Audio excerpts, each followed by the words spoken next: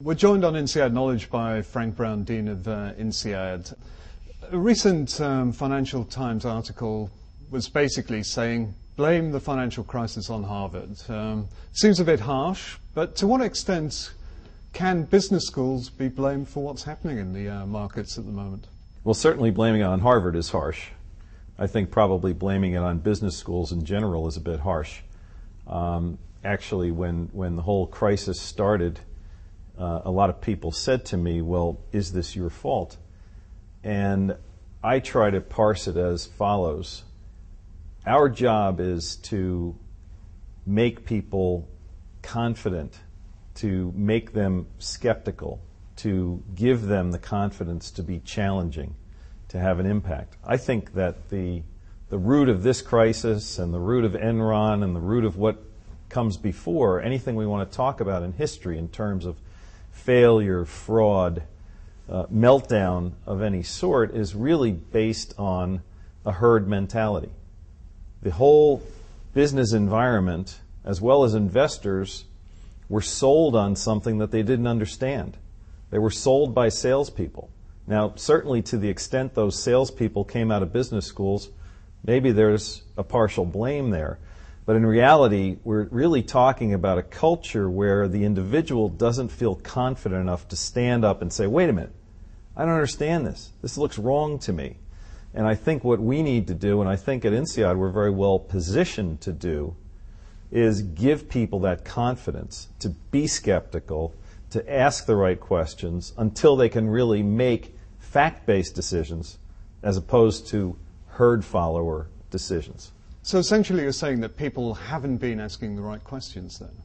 I think it's not only that people haven't been asking the right questions, I think it's that people haven't been challenging authority. One of the other things that I really like to focus on is who leaders surround themselves with and how long leaders are in place. My own personal view is any more than 5 to 7 years of the same leader and the same team is going to naturally create the herd mentality in which people don't challenge each other. And that's a bad answer. That creates the situation that we have.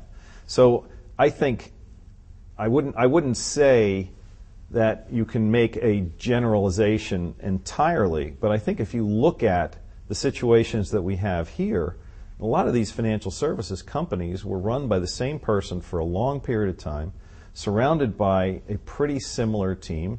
And you could argue they were all drinking from the same Kool-Aid. And that is not an environment that's going to have any level of skepticism. And you certainly have to pin some of the blame on boards and governance as well that allowed this to go along and probably themselves weren't asking the right questions. This is an issue that's come up in the Leadership Summit, the whole issue of corporate governance. Is that an issue that should be highlighted going forward? I think governance is, and anytime something fails, governance is probably involved. You probably don't have too many situations in history where the board was challenging, asking the right questions, and putting up with not getting the right answers or getting stonewalled. So I think in reality, any failure situation, you need to look at management, the board. You also need to look at the shareholders as well. I mean, one of the things that should drive an appropriate governance structure is active and challenging shareholders. And I'm not talking about gadflies. I'm talking about people that are engaged and are smart enough to ask the right questions, to understand the disclosures, to dissect them and say, wait a minute, this doesn't make any sense, and to challenge management and the board accordingly. Your book, The Global Business Leader, doesn't specifically look at what to do in a crisis. But what do you think leaders should be looking at now? Should they be focusing on the long term, trying to ignore the short term issues, the meltdown in the stock markets? There is a crisis management chapter, but it really deals more with how a leader behaves in a crisis and how a leader mobilizes their team, how decisions are made and should be made in crisis. And obviously it depends on the nature of the crisis. But my philosophy certainly is to reach out. I think too often people in times of crisis tend to hunker down. and let's not give any information. Let's not let too many people in on the situation. We don't want various points of views because they may not agree with us. I think that's the wrong way around to handling a crisis. I think you need to get, as a leader in times of crisis, you need to get as much input as possible. Obviously, you're going to have to make the decision at the end of the day, but the more informed that decision and the more points of view you seek in making that decision, the better off you're going to be. Well, we're looking at a major slowdown. I mean, recession, if not depression. How bad do you think it's going to get? Well, my crystal ball is no better than anyone else's, but I did meet with our MBA participants the other day, and I said, I think it's not a matter of how bad it's going to get. I think it's been bad and it hasn't been recognized already. My own personal point of view is that the U.S. has been in recession and not admitting it for quite some time, more than a year. And maybe we're at the midpoint now.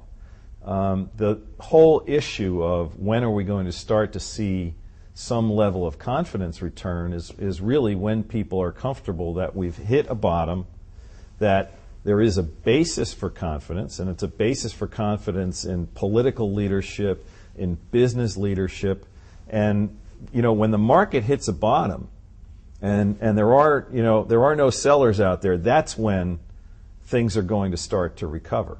But my own sense is we're about halfway through in a 2 to 2.5 year period. But I don't see it improving before that. Frank Brown, Dean of INSEAD, thanks for joining us. Thank you.